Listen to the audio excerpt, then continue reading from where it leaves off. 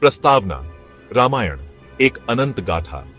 रामायण यह नाम सुनते ही मन में एक दिव्य भावना जागृत होती है। यह सिर्फ एक कथा नहीं, यह जीवन जीने की कला सिखाती है। यह धर्म, कर्म और प्रेम का अद्भुत संगम है। रामायण में भगवान राम के आदर्श जीवन और उनके द्वारा स्थापित मर्यादाओं का वर्णन है।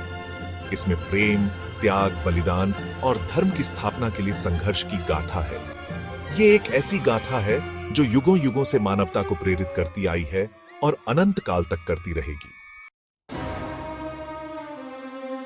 लंका दहन शक्ति और भक्ति का प्रतीक। लंका दहन यह प्रसंग शक्ति और भक्ति का अद्भुत संगम है। हनुमान जी, पवन पुत्र, भगवान राम के अनन्य भक्त, उनकी शक्ति अद्भुत थी और भक्ति भी उतनी ही अटूट। लंका दहन यह सिर्फ एक घटना नहीं, यह एक संदेश है। यह संदेश है कि भक्ति में कितनी शक्ति होती है। यह दिखाता है कि समर्पण से असंभव को भी संभव बनाया जा सकता है। अशोक वाटिका का विध्वंस, साहस का परिचय। अशोक वाटिका में माता सीता को ढूंढ निकालना और वहां रावण की शक्ति को ललकारना, यह साहस का अद्वितीय उदाहरण है। हनुमान जी ने अपनी शक्ति और साहस से रावण के अहंकार को चुनौती दी। यह प्रसंग हमें सिखाता है कि अत्याचार के सामने कभी नहीं झुकना चाहिए। हमें हमेशा सत्य और न्याय के लिए लड़ना चाहिए। संजीवनी बूटी, निस्वार्थता और समर्पण। लक्ष्मण जी मूर्छित, जीवन और मृत्यु से जूझ रहे हैं। ऐसे में हनुमान जी द्वारा संजीवनी बूटी लाना, यह निस्वार्थता और समर्पण का अद्वितीय उदाहरण है। उन्होंने अपने आप को भुलाकर अपने प्रभु के भाई की जान बचाने के लिए यह अद्भुत कार्य किया। यह प्रसंग हमें सिखाता है कि हमें भी अपनों के लिए त्याग और समर्पण का भाव रखना चाहिए। कुंभकर्ण का बलिदान, धर्म के लिए समर्पण। कुंभकर्ण रावण का भाई, जो जानता था कि रावण अधर्म पर है, फिर भी उसने अपने भाई का साथ नहीं छोड़ा।